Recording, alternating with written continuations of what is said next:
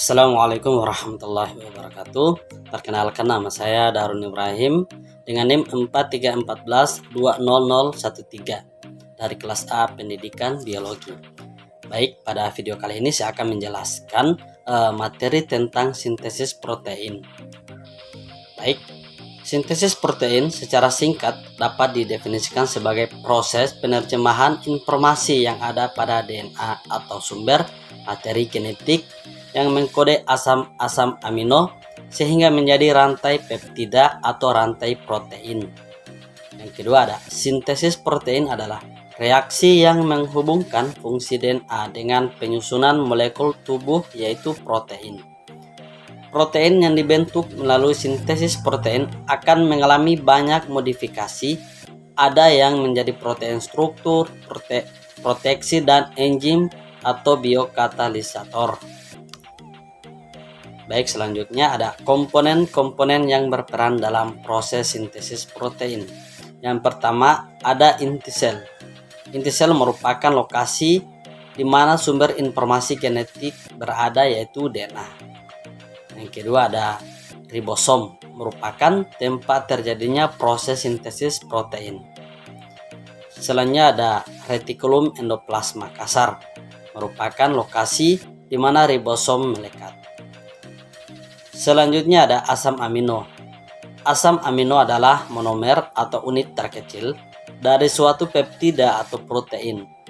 Protein adalah polimer atau gabungan banyak monomer asam amino disintesis dalam ribosom sel, dilaksanakan oleh asam nukleat yang terkandung dalam kromatin inti.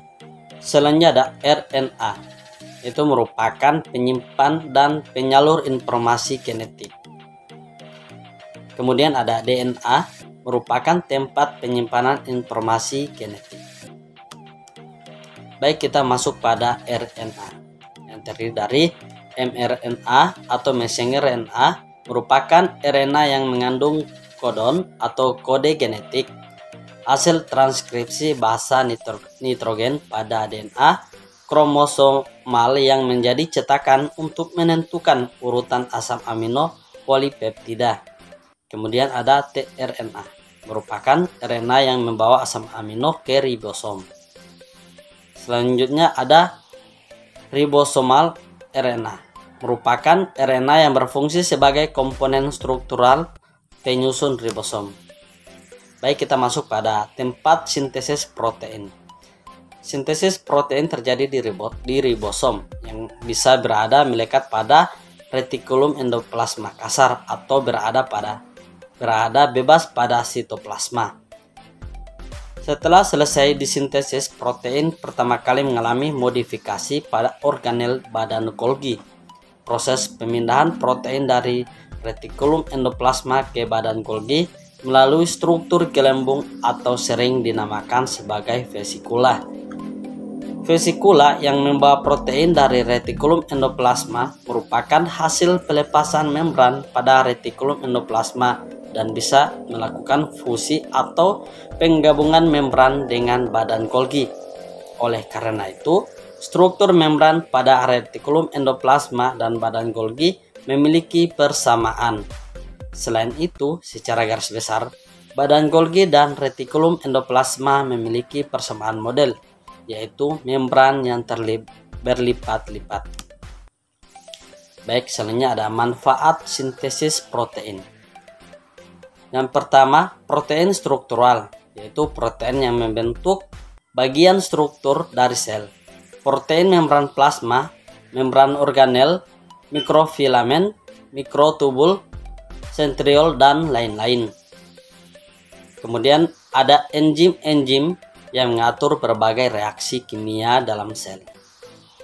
Selanjutnya ada protein yang disekresikan keluar sel, misal hormon dan antibodi. Baik, kita masuk pada proses sintesis protein. Proses sintesis atau pembentukan protein memerlukan adanya molekul RNA yang merupakan materi genetik di dalam kromosom serta DNA sebagai pembawa sifat keturunan. Informasi genetik pada double helix DNA merupakan kode-kode sandi atau kode genetik. Kode-kode sandi tersebut nantinya akan dibawa atau dicetak untuk membentuk RNA.